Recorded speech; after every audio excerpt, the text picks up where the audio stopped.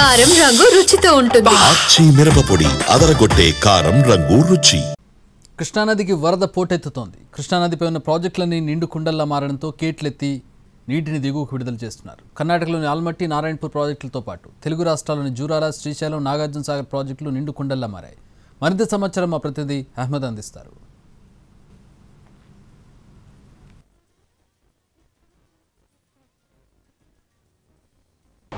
కృష్ణానది ఉప్పొంగుతోంది. పశ్చిమ కనుమలతో పాటు మహారాష్ట్ర, కర్ణాటక, కృష్ణా పరివాహక ప్రాంతాల్లో కురుస్తున్న భారీ వర్షాలతో కృష్ణా బేసిన్లోని ప్రాజెక్టులన్నీ నిండు కుండల్లా మారడంతో ఆయా ప్రాజెక్టుల వద్ద గేట్లన్నీ బార్లా తెరిచి నీటిని దిగువకు విడుదల చేస్తున్నటువంటి పరిస్థితి. దీంతో కృష్ణమ్మ పరవళ్లు తొక్కుతూ దిగువకు ప్రవహిస్తున్నటువంటి దృశ్యాలను మనం ఆయా ప్రాజెక్టుల వద్ద చూడవచ్చు.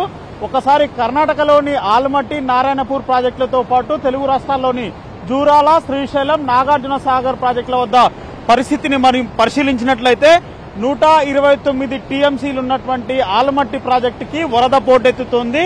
ఆల్మట్టి నిండు కుండలా మారడంతో అక్కడ క్రస్ట్ గేట్లు ఎత్తి నీటిని 2,50,000 క్యూసెక్ల నీటిని దిగువకు విడుదల చేస్తున్నారు. దీంతో కృష్ణమ్మ పరవళ్లు తొక్కుతూ నారాయణపూర్ ప్రాజెక్టు వైపుకు ప్రవహిస్తోంది. అక్కడ 37 టీఎంసీల నీటి నిల్వ సామర్థ్యం ఉన్నటువంటి నారాయణపూర్ ప్రాజెక్టు వద్ద 33 క్రస్ట్ గేట్లు ఎత్తి నీటిని జూరాల వైపుకు విడుదల చేస్తున్నారు. 2,50,000 అవుట్ఫ్లో మనకి నారాయణపూర్ వద్ద కనిపిస్తా ఉంది.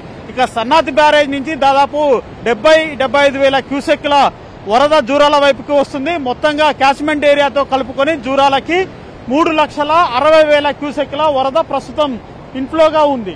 ఇక అదే స్థాయిలో జూరాల వద్ద క్రస్ట్ గేట్లు ఎత్తి 44 క్రస్ట్ గేట్ల ద్వారా 3,60,000 క్యూసెక్ల నీటిని దిగువన ఉన్నటువంటి శ్రీశైలం వైపుకి విడుదల చేస్తున్నారు. మనం ప్రస్తుతము జూరాల వద్ద ఉన్నాము. జూరాల వద్ద కృష్ణమ్మ ఉగ్రరూపంతో దిగువకు ప్రవహిస్తున్నటువంటి దృశ్యాలను మనం చూడవచ్చు.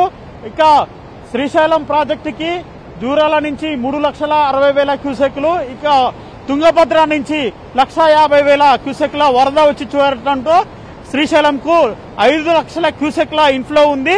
అక్కడ 10 క్రస్ట్ గేట్లను 18 ఫీట్ల మేర ఎత్తి నీటిని దిగువకు విడుదల చేస్తున్నారు.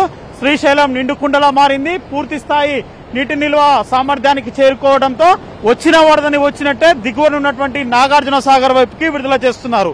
ఇక 215 టీఎంసీల సామర్థ్యం ఉన్నటువంటి శ్రీశైలం నుంచి నాగార్జున సాగర్ కి 5,00,000 క్యూసెక్ల ఇన్ఫ్లో కొనసాగుతుంది.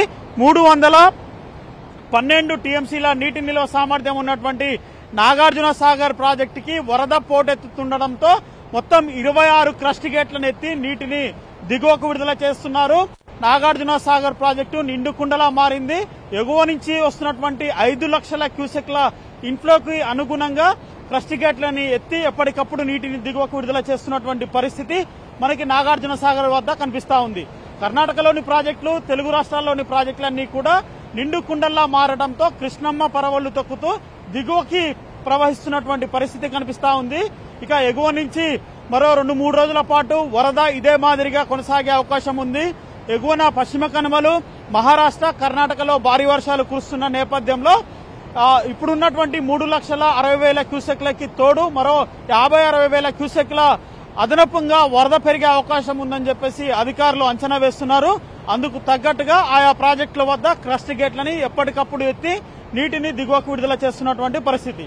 మొత్తం మీద ఇది కృష్ణా బేసిన్ లో ప్రాజెక్టుల వద్ద ఉన్నటువంటి అప్డేట్. వీడియో జర్నలిస్ట్ సందీప్తో అహ్మద్, ఎన్టీవీ, కృష్ణా బేసిన్ నుంచి.